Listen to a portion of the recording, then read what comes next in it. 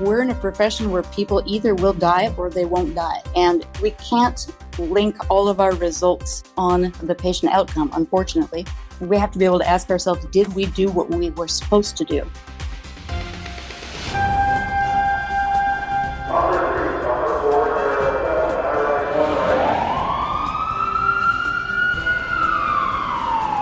From Los Angeles, this is Code 3, the Firefighters podcast, hosted by award-winning journalist Scott Orr. Now, here's Scott. That's right, and I will not let Parkinson's stop me. Thank you for joining me today for another edition of Code 3.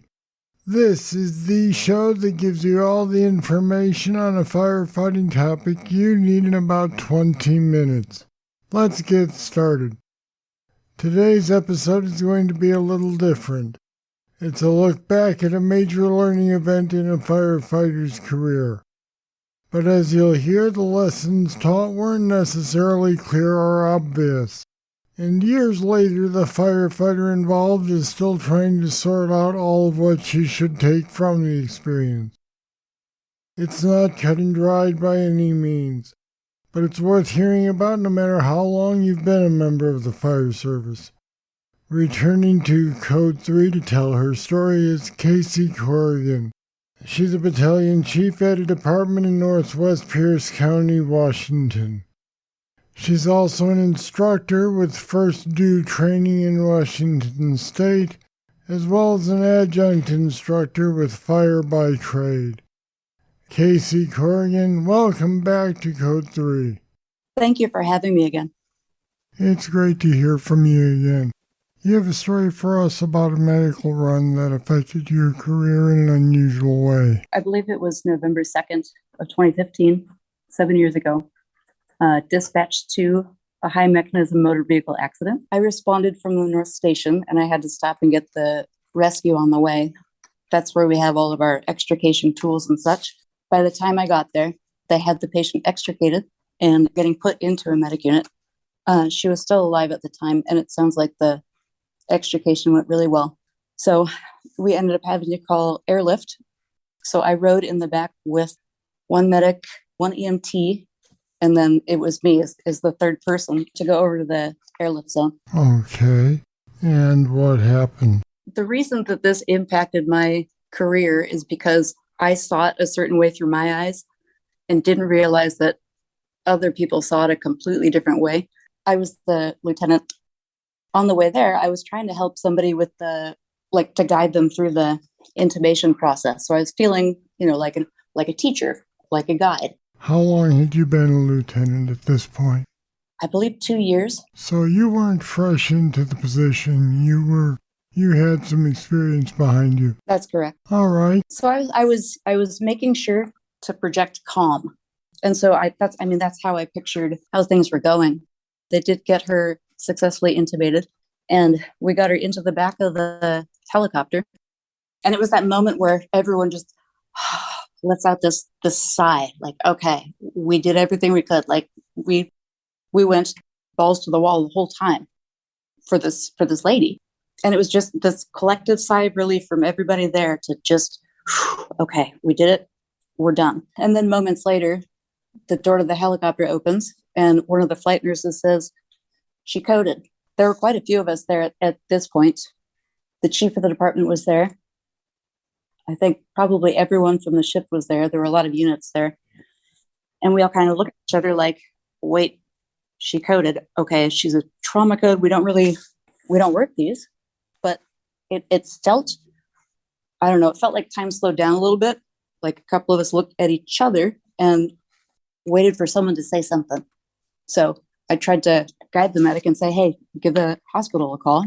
And it felt like it took a really long time. And eventually I said, are you going to call the hospital or am I?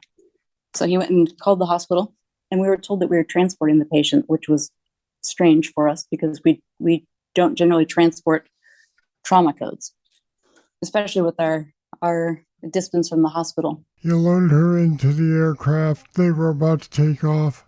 Then they didn't because she coded. Is that right? That's correct. Then they decided that in order to transport her and work on her at the same time, you'd have to use the ground ambulance because there wasn't room in the aircraft. I'm not sure why they don't transport CPR calls.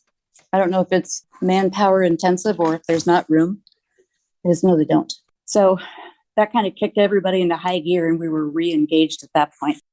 Got her back into the back of the medic unit and took off for the hospital. And we even took the flight crew with us. So we worked the CPR the whole time and got her to the hospital. And it was, the adrenaline's back up again. And it was just such an unusual circumstance that we were transporting her, and we had never transported with the flight crew before.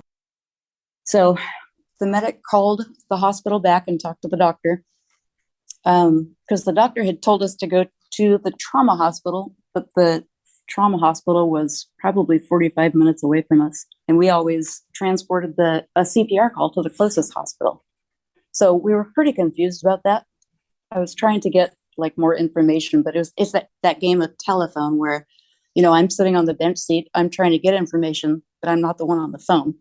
And it was a little bit ambiguous as to the reasoning. So I had him give me the phone, and I told the doctor, we're doing CPR in progress. We're coming to your facility. We'll be there in 20 minutes or some such, and hung up, which at the time, we all thought that was the right decision, to transport CPR to the closest hospital. Right. You don't want to be doing CPR for any longer than you absolutely have to. Right.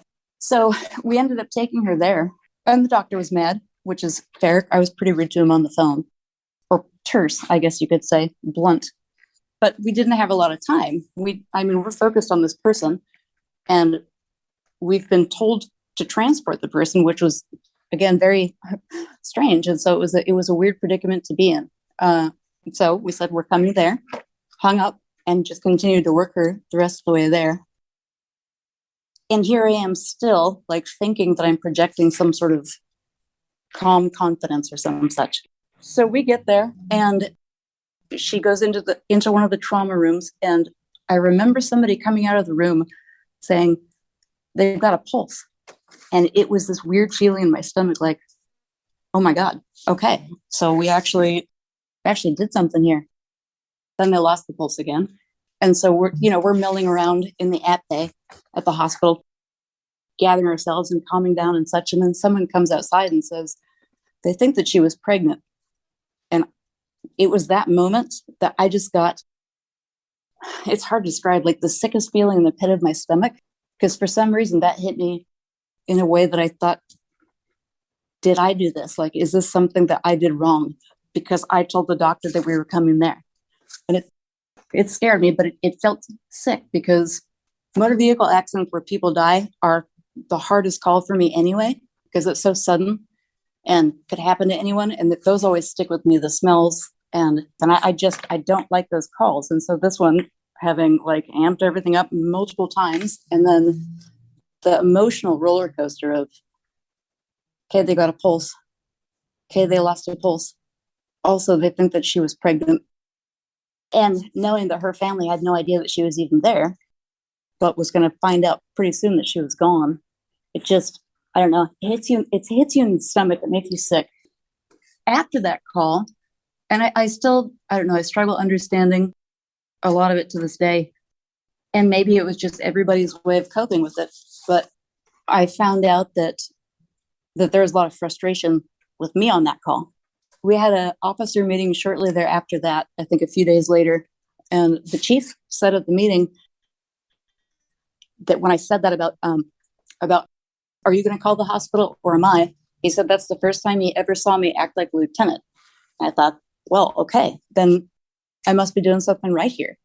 It's always been kind of a weird place to be in, as far as being understanding my place in the fire service. I'm the first female that was here, the first female professional firefighter, first female officer. And so trying to find my place, effective communication versus being perceived in a certain way, it's always been a bit of a mystery. And so I allowed that to make me question myself.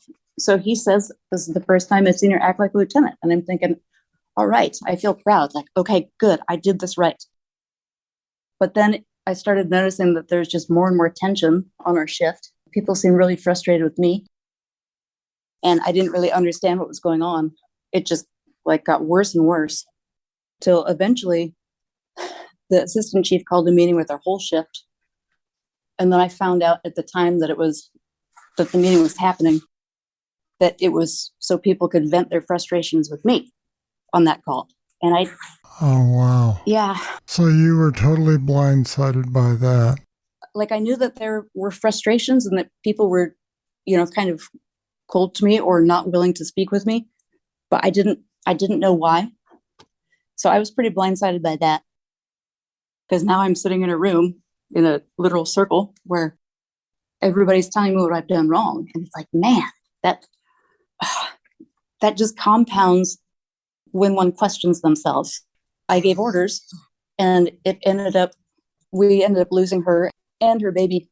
It was such a weird time because it felt like every interaction after that was someone being angry with me and me not being able to explain, wait, but I thought this, or, explain my side. And I certainly I'm not trying to turn this into a poor me story at all, but the level to which it impacted my career. I know that my brain works a little bit differently. I'm on the spectrum. And so sometimes when I think that I'm expressing something, it doesn't come off the way that I intend it. And so it always surprises me when that happens. And honestly, it hurts my feelings because I know that my heart's good. Like I'm a really, really good person. But then to know that I've offended someone or hurt someone when that's not in my heart, I mean, that always crushes me and it always feels really sad. So after this meeting, one of the medics that was there actually said one of the most game changer things to me. He didn't know it at the time, but we were standing out back and I'm like, hey man, I need to know how you and I can work through this. And he said, well, sometimes you look at me like you think that I should be doing something that I'm not doing. And I don't know how to handle that. It was such a game changer for me because I didn't realize that at that point that my perception of what was happening was so different than what was received. I mean, what a gift that was for him to be brave enough to say that to me, because such a huge time of self-reflection to try to understand how that works. But it was pretty long. It was a long process after that. Unfortunately, that whole call ended up being a bit of a tool, if you will, or a chip or a convenience or something. The whole backroom conversations or, pulling me into a room to tell me that, well, so-and-so says that we can use this to demote you. And, these other people are trying to get you demoted because of this call. And I'm still trying to understand what the heck is going on. What was the basis for them to say that?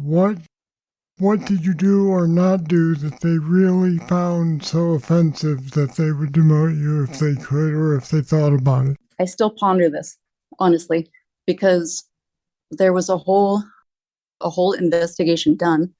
When I had to sit in a room with a bunch of chiefs telling me the results of this investigation, I mean, it was absolutely terrifying. They were telling me what the results of their investigation were. What were their results? Well, according to them, because they had talked with the county, the EMS, the office, to consult with them. And what they had told me was that I didn't follow the protocol and that I had brought risk to the department because of that. But I didn't know what it was specifically that I had done wrong. Still, I do know that when my conversation with the doctor was played on tape, I mean, I sounded pretty rude and pretty short with him. I get that. That's, to me, collateral damage. If we're working on somebody's life right then, I'm not going to stay on the phone for a long time. I'm going to get done what needs to get done. Right. But yeah, I was told that I hadn't followed the protocol. I was contacted, though, by somebody in the EMS office who wanted to make sure that I knew before Christmas that I'm not in trouble and that I did follow the protocol. And so I was confused as to the level of incongruity between the investigation and then what the EMS office told me. But I remember just the feeling of relief. I remember exactly where I was standing when the person from the EMS office called me and said, I figured you might not hear from your department. I can tell that there's an issue there. And I wanted to make sure you knew before Christmas, you followed the protocol and everything is fine. Just like, the weight that came off, man, that really did help Christmas. It was so kind. And then after the relief is the confusion, because that's when you start wondering, like, what, I don't know, you question yourself, you question your skills, you question yourself as a person, you question your intellect, like, what is it about me that's so wrong? Like, I don't know, it cuts even deeper than that. Given the fact that you had a hard time determining what they were upset about, how were you able to take a lesson or lessons from it? That's a hard one, because I did learn very specifically what in the protocol was supposed to be done or was done. So that was a good thing, to be able to review that. I did make sure that I let it in when they said, you can't talk to people on the phone that way. Absolutely. I agree. I will absolutely take that forward. I could have handled it differently. As far as acting within the protocol for the EMS office, I had. So it's hard for me to understand what the lesson is that I was being taught. I don't understand. It's been 7 years, and I always want to be better from all experiences. At this point, what have you been able to take from it other than the idea that you should be more careful in your phone communications? I mean, are there any other specifics, or are you still left to wonder? Well, specifically, personally, just the gift that paramedic gave me by saying, basically, what you're putting out there is not what you think you're putting out there. That I come across a certain way that's not favorable. That to me was such a huge gift to have that reflection. And it wasn't any kind of official anything, but just that he was brave enough to say that and cared enough to say that. That was a huge deal. Another thing that I take from it, because I know what I went through, I know what it felt, and I know that it changed me as a person for, well, probably still to this day, but I was not me for I don't know how long after that. But what it felt like to think I was doing a good job, but then when something came into question, the assumption of guilt, as opposed to asking questions to try to find out the information so we can learn, that's not something I ever want to do to anybody. So that's something huge that I took from that also, is that if somebody makes a decision on a call, big or small, but if they call the ball, I will always support them. I will always have an open mind, and I will always assume that they came from a place of a good heart. I don't want people to be in an environment where they just are afraid that if they mess up, they're going to get alienated or yelled at or whatever. Just that type of learning environment, it's not okay. It's not okay to treat people that way. So that's something I've taken with me ever since. It's interesting though, because it's been 7 years and I'm still mad, and I still don't really understand all that happened, but I've managed to convince myself by telling myself the story over and over again for 7 years. I've convinced myself that I was right. Do you still think that it would have turned out with the same blame game if your patient had lived? I don't think so, no. No, I think we would have all high-fived. We're in a profession where people either will die or they won't die. And we can't link all of our results on the patient outcome, unfortunately.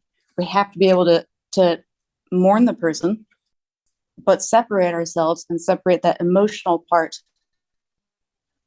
We have to be able to ask ourselves, did we do what we were supposed to do? That way we don't take away that bad taste, like, well, that person died, therefore we must have done it wrong.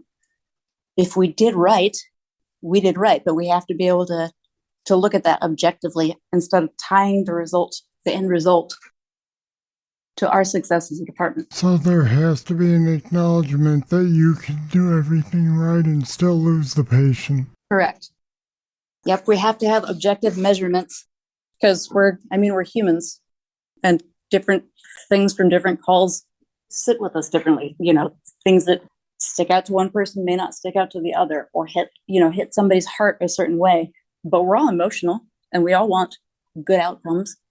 We have to be so conscious of making sure that we are able to separate the end result from, did we do our job and what did I learn that I can use next time?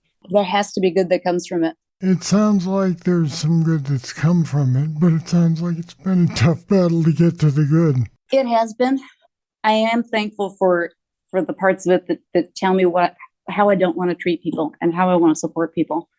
It still feels unfair though, because here I am talking about my experience during this call and me.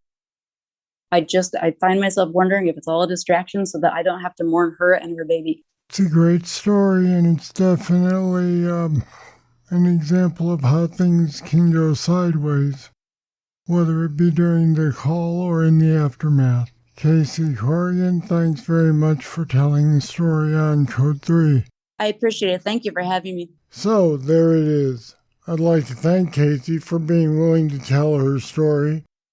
And if you have comments, you can leave them on our website, code3podcast.com/lesson. If you'd like to share your story of a run where you learned the most important lesson of your career so far, let me know. The email is scott@code3podcast.com. All right, that's it. That's all for this edition of Code 3. Thank you for listening. I'll be back next time with more, and I hope you'll join me. I'm Scott Orr, and until then, stay safe. To contact us, get more information on today's show, or to subscribe to the podcast, go to code3podcast.com.